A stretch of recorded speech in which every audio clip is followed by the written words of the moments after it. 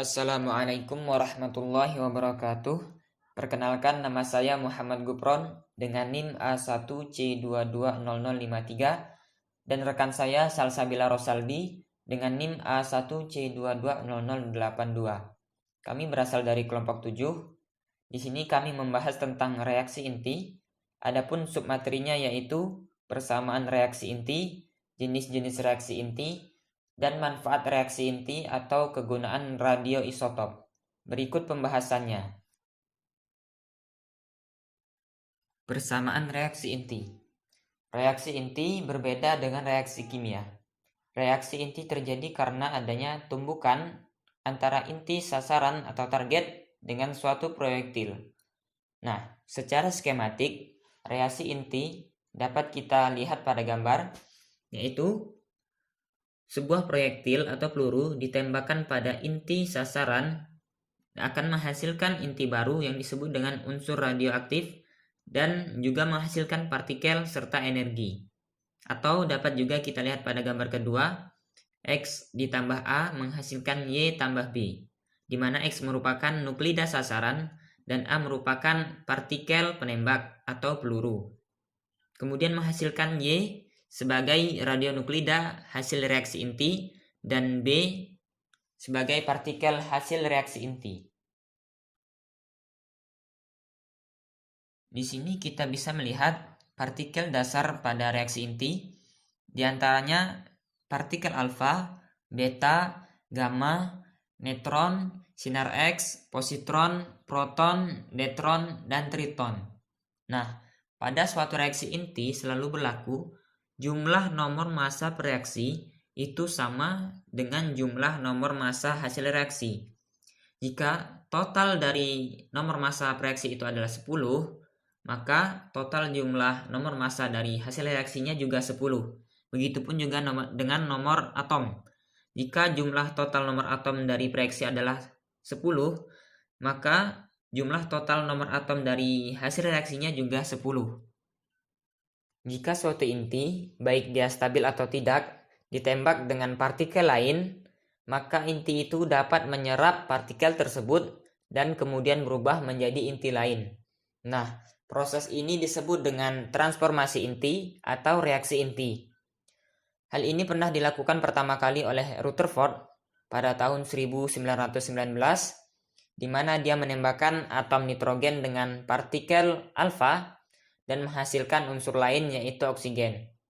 Persamaan reaksinya dapat kita lihat pada gambar, di mana nitrogen ditembakkan dengan partikel alfa yang dilambangkan dengan helium dan menghasilkan sebuah unsur radioaktif yaitu oksigen dan menghasilkan partikel proton. Nah, persamaan reaksi tersebut dapat dengan singkat dengan nitrogen dalam kurung alfa, proton, oksigen. Selanjutnya, jenis-jenis reaksi inti. Yang pertama, transmutasi inti, yaitu perubahan inti karena ditembak dengan partikel berenergi tinggi sehingga menghasilkan inti baru yang disertai partikel luruhan. Nah, biasanya partikel yang dijadikan peluru di sini adalah yang bermuatan netral maupun yang bermuatan positif. Namun yang paling bagus yaitu dengan menggunakan partikel neutron yang bermuatan netral karena dia dapat dengan mudah masuk ke dalam inti karena tidak ada daya tolak menolak antara sesamanya. Nah, contoh reaksinya dapat kita lihat pada gambar, yaitu yang pertama, fosfor ditembak dengan partikel neutron menghasilkan inti lain yaitu sulfur dan juga menghasilkan partikel luruhan yaitu partikel beta. Kemudian yang kedua, klorin ditembak dengan partikel neutron menghasilkan inti lain yaitu sulfur dan juga menghasilkan partikel luruhan proton yang dilambangkan dengan hidrogen. Kemudian yang ketiga, kobalt ditembak dengan partikel neutron menghasilkan sebuah unsur lain yaitu mangan dan juga menghasilkan partikel luruhan yaitu partikel alfa yang dilambangkan dengan helium. Selanjutnya, reaksi peluruhan inti. Reaksi peluruhan inti berjalan dengan spontan atau alamiah, melepaskan energi. Pada reaksi peluruhan terjadi perubahan inti dari bentuk tidak stabil menjadi inti yang stabil. Contohnya dapat kita lihat pada gambar, yaitu unsur uranium. Unsur uranium ini merupakan unsur yang tidak stabil. Dia meluruh menjadi unsur timbal dan juga melepaskan 8 partikel alfa dan 6 partikel beta. Kemudian yang kedua masih sama, yaitu unsur uranium meluruh menjadi unsur thorium dan juga melepaskan partikel alfa. Selanjutnya, reaksi penghasil energi terbagi dua, yaitu reaksi fisi dan reaksi fusi. Kita bahas yang pertama, yaitu reaksi fisi atau reaksi pembelahan. Nah, reaksi fisi ini adalah reaksi yang terjadi pada inti berat yang ditumbuk oleh sebuah partikel. Umumnya di sini partikelnya adalah neutron. Kemudian inti tadi membelah menjadi dua inti baru yang lebih ringan. Karena inti berat tadi tidak stabil dibandingkan dengan produknya nanti, maka proses ini melepaskan banyak energi. Reaksi fisi inti yang dikaji pertama kali ialah pembombardiran uranium 235 dengan neutron lambat, yang kecepatannya sebanding dengan kecepatan molekul udara pada suhu kamar. Pada kondisi ini, uranium 235 mengalami fisi. Adapun reaksinya dapat kita lihat di sini, yaitu uranium ditembakkan dengan partikel neutron menghasilkan dua inti baru, yaitu strontium dan xenon, serta melepaskan 3 partikel neutron. Reaksi fisi memiliki teori mengenai pembelahan inti yang digunakan oleh Lise Meitner, Otto Frisch dan Bohr serta Wheeler pada tahun 1939. Teori tersebut dikembangkan berdasarkan model tetes cairan dengan memperhatikan yang pertama itu gaya-gaya yang bekerja dan berpengaruh terhadap bentuk inti dalam keadaan tereksitasi. Nah, yang kedua yaitu energi yang mendorong pembelahan inti dan energi pengikat yang menghalangi pembelahan inti. Reaksi fisi berantai dapat terjadi dengan menggunakan neutron dari suatu proses fisi untuk menginisiasi proses fisi selanjutnya. Reaksi fisi berantai ada dua, yaitu reaksi berantai tak terkendali dan reaksi berantai terkendali. Reaksi berantai tak terkendali dapat menghasilkan energi yang sangat besar. Untuk satu pembelahan inti, rata-rata energi yang dibebaskan adalah 208 MeV. Reaksi berantai tak terkendali terjadi ketika neutron yang dihasilkan rata-ratanya 2,5 neutron dari setiap pembelahan inti itu menumbuk inti lainnya, dan proses ini berlangsung secara terus-menerus. Energi yang terlepas akan terjadi sangat cepat sehingga terjadi ledakan, contohnya saja seperti dalam bom atomik. Kemudian reaksi berantai terkendali. Reaksi berantai terkendali dilakukan dengan cara membatasi jumlah neutron yang membelah inti dalam lingkungan inti atau mengkondisikan tiap pembelahan inti menyumbang hanya satu elektron yang akan menyebabkan pembelahan satu inti lainnya. Selanjutnya reaksi fusi. Reaksi fusi atau reaksi termonuklir adalah sebuah proses saat dua inti atom bergabung membentuk inti atom yang lebih besar dan melepaskan energi. Energi yang dihasilkan dari reaksi fusi lebih besar daripada energi yang dihasilkan reaksi fisi dari unsur berat dengan massa yang sama. Proses ini membutuhkan energi yang besar untuk menggabungkan inti nuklir, bahkan elemen yang paling ringan hidrogen.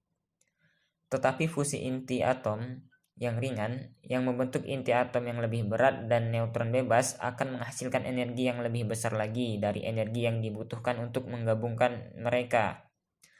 Energi yang dilepas di banyak reaksi nuklir lebih besar dari reaksi kimia. Karena energi pengikat yang menggabungkan kedua inti atom jauh lebih besar dari energi yang menahan elektron ke inti atom. Perhatikan fungsi dan bahan dasar antara deuterium dan lithium berikut. Bisa kalian perhatikan pada gambar. Yang pertama, reaksi antara hidrogen digabungkan dengan isotop hidrogen yang memiliki nomor massa 3 menghasilkan sebuah atom baru, yaitu helium yang memiliki nomor massa 4 dan nomor atom 2, serta menghasilkan satu partikel neutron. Kemudian yang kedua, atom lithium digabungkan dengan partikel neutron menghasilkan satu atom baru yaitu helium dan juga menghasilkan partikel triton. Kemudian yang ketiga, atom hidrogen ditambah dengan atom litium menghasilkan dua atom helium yang memiliki nomor massa 4 dan nomor atom 2. Nah, reaksi fusi ini biasa terjadi pada suhu tinggi sekitar 100 juta derajat Celcius atau 10⁸ derajat Celcius. Pada suhu ini terdapat plasma dari inti dan elektron. Plasma ini berbentuk gas dan terdiri dari inti-inti dan elektron. Kemudian, reaksi fusi yang terjadi pada suhu tinggi ini disebut dengan reaksi termonuklir.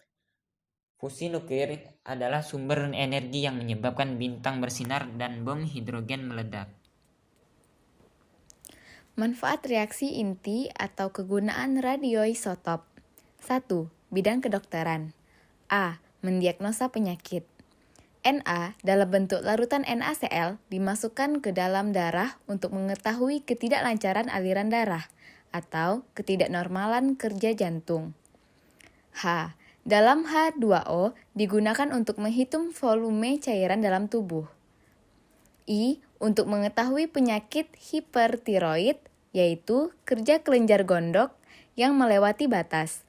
Dalam keadaan normal, pengambilan iodion oleh kelenjar gondok selama 24 jam adalah sekitar 0-15%, sedangkan pada penderita hipertiroid dapat mencapai 50%. P. Dalam senyawa fosfat digunakan untuk mengetahui letak tumor di otak, karena penyakit fosfat akan masuk ke otak. Sel-sel tumor otak aktif membelah diri dan memerlukan fosfat yang banyak, sehingga P akan menumpuk di tempat itu. Ca dalam senyawa karbonat digunakan untuk mengetahui kanker tulang, karena pada daerah itu akan menumpuk Ca lebih banyak dibandingkan dengan daerah lain. Xe untuk mendeteksi penyakit paru-paru. Na untuk mendeteksi ada tidaknya penyumbatan pembuluh darah. Sr untuk mendeteksi penyakit pada tulang. Dan Se untuk mendeteksi penyakit pankreas. B. Pengobatan. CO menghasilkan sinar beta yang dapat membunuh sel-sel kanker dan mengobati penyakit hipertiroida. Sinar beta dari P telah digunakan untuk menyembuhkan penyakit polisitemia, yaitu sel darah merah berlebihan, sterilisasi dengan cara lama. Mensterilisasi bahan obat seperti bubuk antibiotik, salep mata, dan talk, serta alat kedokteran, seperti peralatan operasi dan pembalut. Sterilisasi dengan radiasi radioaktif memberikan hasil jauh lebih baik dan terjamin. Bidang pertanian. Unsur radioaktif pada bidang pertanian antara lain, P telah digunakan untuk menyelidiki penempatan pupuk yang baik, apakah di permukaan atau di dalam tanah, serta jarak pemupukannya dari tanaman. Bibit yang telah diradiasi dengan zat radioaktif dapat lebih awet dan tahan lama jika telah tumbuh. Mungkin setelah diradiasi didapatkan bibit yang daya produksinya tinggi dan umumnya pendek. Cs dan Co dapat digunakan untuk mensterilisasi insekta dan jamur tanaman. Cs dan Co dapat digunakan untuk merusak enzim yang membuat kentang coklat saat baru masak. 3. Bidang industri. Dalam industri, radioisotop dapat dipakai untuk menguji kualitas barang, yaitu barang itu apakah baik ataukah berlubang-lubang. Contohnya, beton dan lemari besi. Radiasi gamma dapat juga digunakan untuk pengawetan kayu, barang, dan lain-lain. 4. Bidang biologi. Zat radioaktif dapat digunakan untuk menentukan umur peninggalan sejarah, seperti fosil dari kandungan C-nya. Di atmosfer terbentuk C dan reaksi N dengan neutron sinar komsis. C tambah N menghasilkan C tambah P. Selanjutnya, bidang hidrologi. Pada bidang hidrologi, unsur radioaktif digunakan sebagai Na untuk mempelajari kecepatan air aliran sungai. Radioisotop Na dalam bentuk karbonat untuk menyelidiki kebocoran pipa air bawah tanah. Lalu, bidang sains. Pada bidang sains, unsur radioaktif digunakan untuk I. Untuk mempelajari keseimbangan dinamis pada reaksi kimia. O. Untuk mempelajari reaksi esterifikasi. C. Untuk mempelajari mekanisme reaksi fotosintesis. Itulah dari kelompok kami. Jika ada kesalahan atau kekurangan, kami mohon maaf. Kami akhiri. Assalamualaikum warahmatullahi wabarakatuh.